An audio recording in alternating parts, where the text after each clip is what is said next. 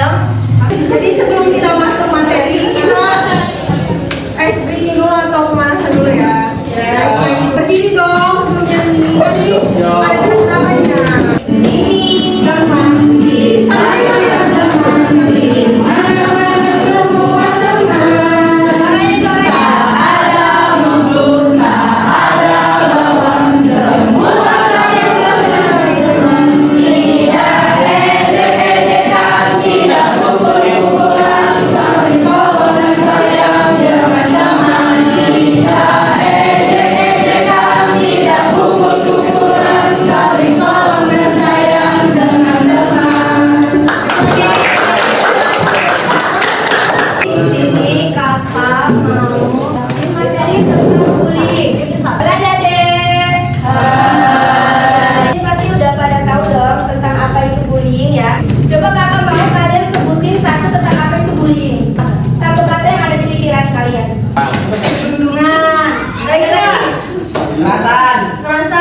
Menghina. Jadi apa itu bullying adalah perbuatan yang menyakiti teman yang menyebabkan cedera atau ketidaknyamanan yang dilakukan oleh satu atau sekelompok orang dengan sengaja dan berulang-ulang. Nah, jadi lanjut di sini kan ada bentuk-bentuk bullying. Yang pastinya, yang pertama itu ada bullying fisik.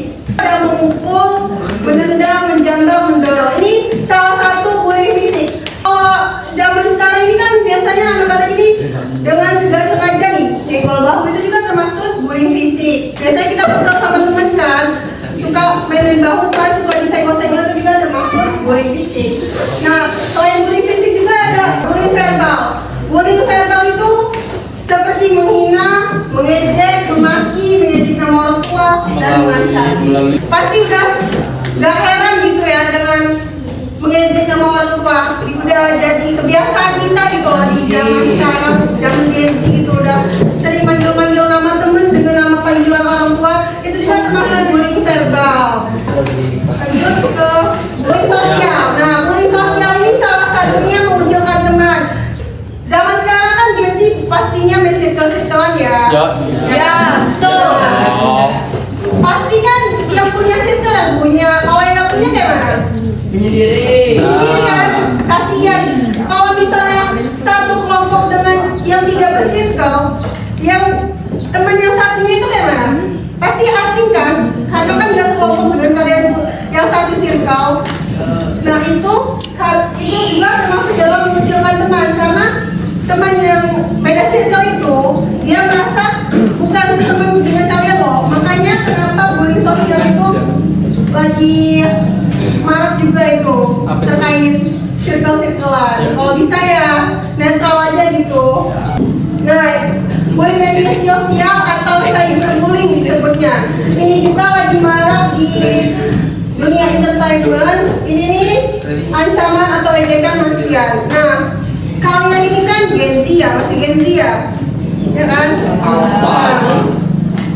Kalian tuh pintar-pintar menggunakan sosial media. Karena apa? Cyberbullying atau bullying media ini juga, apa yang kalian lakukan di media sosial, apa yang kalian komen, itu bisa jadi bola liar ke depannya. Jadi hati-hati untuk kalian mengucapkan atau berkomentar di media sosial, karena itu bisa menjadi bullying media sosial. Jadi kalian harus berhati-hati dengan bullying-bullying yang tadi dijelasin. Oke, lanjut. Dampak bullying. Sebelum kalian materi, perlu kalian ketahui ada 3 peran dalam bullying. Ada yang tahu nggak? Tahu? Kakak kasih gift. 3 peran dalam bullying. Tunjuk tangan. Pembuli. Iya. Pembuli, korban, pelapor. Pelapor apa sih? Pelapor. Pelapor kali. Iya. Oke, benar. Tunjuk tangan dong.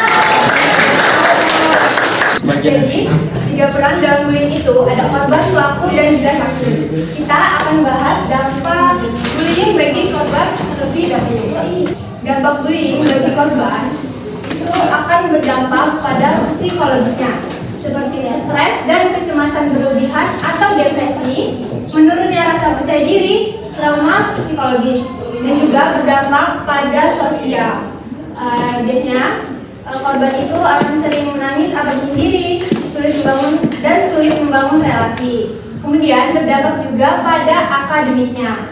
Tidak semangat di sekolah, sulit berkonsentrasi saat belajar, dan bahkan dia akan sering alfa. Kemudian ada bullying bagi pelaku. Di pelaku juga, bullying itu akan berdampak pada psikologisnya, seperti sulit merasa kasihan kepada orang lain, menormalisasikan kekerasan sebagai solusi konflik, kesulitan mengelola emosi dan empati. Kemudian dampak yang kedua ada dampak sosial. Pembuli akan sering dijauhi teman, sulit punya sahabat, sering dimarahi guru, dan tidak dipercaya oleh teman dan guru. Kemudian dampak hukum dan moral, pembuli juga akan mendapatkan dampak hukum dan moral. Seperti diberi sanksi sesuai aturan sekolah, sanksi disiplin, pidana atau administratif, risiko terlibat dalam tindak kriminal di masa depan. Kemudian ada dampak bullying bagi saksi.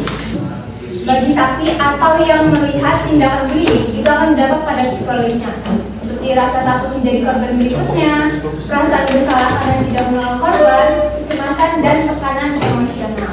Kemudian berdampak juga pada moral dan sosial, terbentuknya sikap apatis terhadap kekerasan, menormalisasikan perilaku bullying dalam lingkungan, dilema moral antara membantu atau menjaga diri. Padahal kalian tahu gak sih, saksi atau yang melihat suatu tindak kejahatan itu dia tuh punya peran benar-benar penting dalam suatu tindak kejahatan. Kalau dalam bullying, saksi itu berperan sebagai pelapor, penengah, dan pendukung korban. Jadi bullying itu merupakan fenomena sosial yang melibatkan interaksi tiga pihak. Korban mengalami penderitaan langsung, pelaku membentuk pola perilaku agresif, saksi berperan dalam memperkuat atau menghentikan bullying. Dan di lingkungan yang membiarkan bullying akan memperparah dampak bagi semua pihak. Nah, dari sekarang kan kakak punya kertas kosong nih. Coba tuh kata yang kalian lihat tentang kertas ini. Kosong, titik, bersih, datar, polos.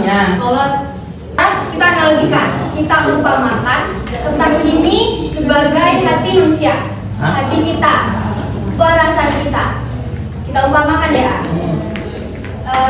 lewat kata-kata ya. Kamu itu hitam, kamu bau, kamu jerawatan ya, kamu gendutan ya, kamu kurusan. Kalau ini hati kita, dia jadi apa? Coba kita minta maaf. Maaf ya, tadi cuma bercanda kok, aku nggak sengaja. Ya, kertas ini balik lagi seperti semula atau enggak? Seperti semula. Tapi benar, meninggalkan bekas, meninggalkan jejak, luka sudah terbentuk. Mungkin orang yang kita beli atau kita beli itu memaafkan. Ini kita nggak tahu nih, dia kalau sendiri gimana, kalau di rumah gimana. Jadi maka dari itu mulai belajar untuk memahami perasaan orang lain. Gak usah yang jauh dulu deh, yang dekat teman kalian sendiri gitu. Halo semuanya. Nah, di sini kakak ini akan membagikan sedikit kayak pengetahuan sedikit aja, karena di sini kita sama-sama belajar ya adik-adik. Di sini kakak akan menjelaskan mengenai mengapa bullying itu terjadi. Jadi bullying itu terjadi karena ada faktor-faktor tertentu. Yang pertama, pengalaman masa lalu. Biasanya seorang pembuli itu dia dulunya itu jadi korban bullying karena nggak ada yang mau menolong dia kayak gitu ya, sehingga dia itu menganggap pembulian terhadap dia itu suatu hal yang biasa. Jadi kalau dia ketemu nih sama orang yang dianggap lemah, yang mirip-mirip sama dia lah kayak gitu ya, maka kayak keinginan untuk membuli dia tuh keluar kayak gitu, karena saya ini dibully, kenapa dia juga dibully? Kan padahal kayak kondisi kita kan sama, kenapa harus saya ada? Jadi dia mulai membuli orang tersebut. Faktornya dari dulu dia karena sering dibully. Kedua itu pengaruh lingkungan. Yang ketiga itu kurangnya empati dan perhatian. Empati itu tuh adalah kemampuan merasakan dan memahami perasaan orang lain.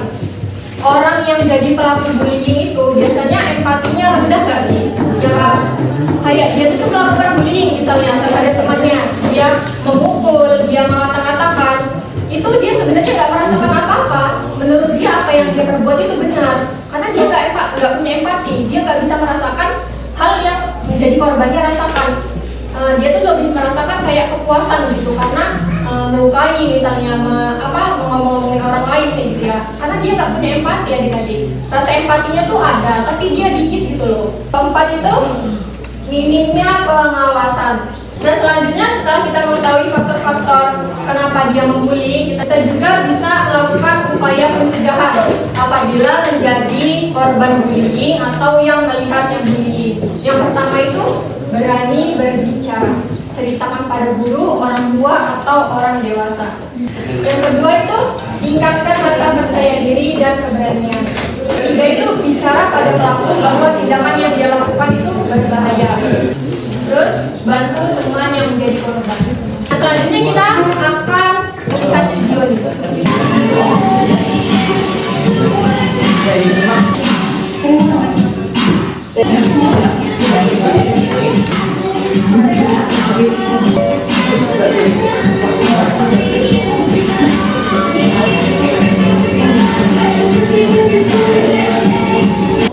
Aturan hukum tentang bullying. Ini ada aturan hukum tentang bullying, di mana bullying itu milik aturan yang nggak sembarang kita lakukan. Karena ada Undang-Undang Nomor 35 Tahun 2014 tentang Perlindungan Anak. Di pasal 76C, siapapun tidak boleh melakukan kekerasan terhadap anak, termasuk kekerasan yang merupakan bullying. Pasal 80 mengatur hukuman bagi bullyingnya. Ini juga ada KUHP. Di dalam KUHP, pasal 351 KUHP penganiayaan, hukuman bisa sampai sekitar 2 tahun 8 bulan jika luka ringan. Pasal 171 KUHP pengeroyokan, kalau bullying dilakukan bersama teman-temannya secara bersama dan menggunakan kekerasan, bisa dipidana lebih berat tergantung seberapa parah kekerasannya. Dalam circle pasti ada circle, gak mungkin di dalam circle pasti ada circle lagi. Di dalam bulatan lingkaran pasti ada lingkaran. Jadi pasal terakhir ada 310 sampai 311 KUHP, ada pencemaran nama baik atau fitnah. Undang-Undang tentang Informasi dan Transaksi Elektronik, Undang-Undang ITE, media sosial. Itu salah satu undang cyberbullying. Dan itu punya undang-undangnya sendiri, yaitu pasal 27 Undang-Undang ITE. Saat ini menjadi pasal 21A Undang-Undang Nomor 1 Tahun 2024. Undang-Undang Nomor 11 Tahun 2012 tentang SPPA, Sistem Peradilan Pidana Anak. Jangan jadikan jari kalian menjadi peluru yang tak bertuan. Apa yang kalian lakukan dari jari kalian itu bisa kena ke seluruh. Makanya kita ada film lagi, teman-teman JT alat ini lagi.